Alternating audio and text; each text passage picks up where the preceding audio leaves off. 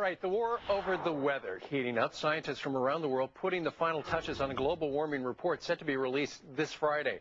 Oklahoma Senator James Inhofe is a ranking member of the Environment and Public Works Committee. He joins us live from D.C. Good morning to you, sir. Good morning, Steve. Hey, Gretchen's not there, I understand, but you tell her that not all the beauty comes from Minnesota. Oklahoma came through last night for the second year in a row. We want to say congratulations to Lauren Nelson. Absolutely.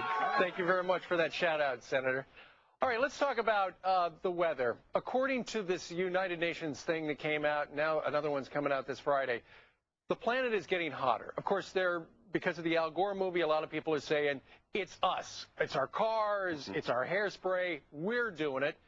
Your opinion is the Earth is getting warmer. We just don't know why. Well, natural causes, Steve, if you stop and remember, back in the turn of the century, we went into a warming period. 1945 went into a cooling period, and by 1975, they said that everyone is going to be an ice age. Now it's been warming since then, and they're anticipating in about 5 years it'll start getting cooler again.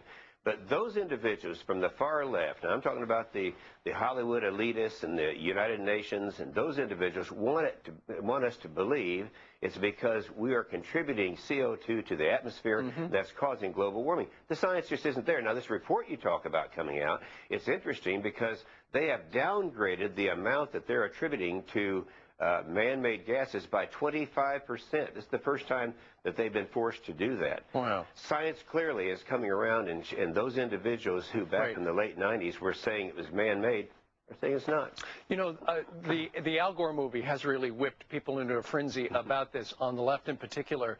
It's interesting, though, because according to the data I've seen, and I know you've seen this as well, had the United States actually signed on to the Kyoto protocols, how much of a difference would it have made? You know, it was Al Gore's. I carry this with me. You can probably not see it. This is the chart that Al Gore used. He didn't use it, but he asked a guy named Tom Wigley back when he was vice president, tell us what would happen if all of the developed nations, not the undeveloped or not the developing, but the developed nations, signed on to Kyoto and lived by its emissions. What would happen in 50 years? He came out after a study and said it'd be 7/100ths of 1 degree Celsius. That's all? Now, that's not even measurable. Yeah, no kidding. Well, and that was Al Gore's own scientist, by the way, Steve. Well, speaking of scientists, over at the Weather Channel, a climatologist by the name of Heidi Cullen has suggested that anybody who winds up with the AMS seal, which they gave TV weathermen, if they can't explain global warming, they should have their accreditation yanked. Does the Weather Channel suddenly have a political agenda? Well, they do. They claim they don't. This is really interesting because stop and think about it. It's all about money. I mean, what would happen to the Weather Channel's ratings if all of a sudden people weren't scared anymore?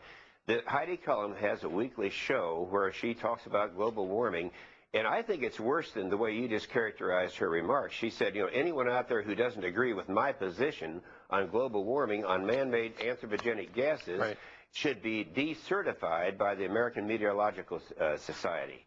Now, that's pretty serious. Yeah. And by the way, I got to tell you this. After that happened, I came out with a rather scathing thing about her. It was picked up by Drudge and others, and as a result of that, we had 70,000 hits in 1 hour. They shut down the Senate website because of the people's outrage against Heidi Cullen. I saw that. By the way, what is your website for people who want to log on? It's epw.senate.gov. EPW is Environment and Public Works. All right. Oklahoma Senator James Inhofe, we thank you very much, sir, for joining us live today. Thank you, Steve.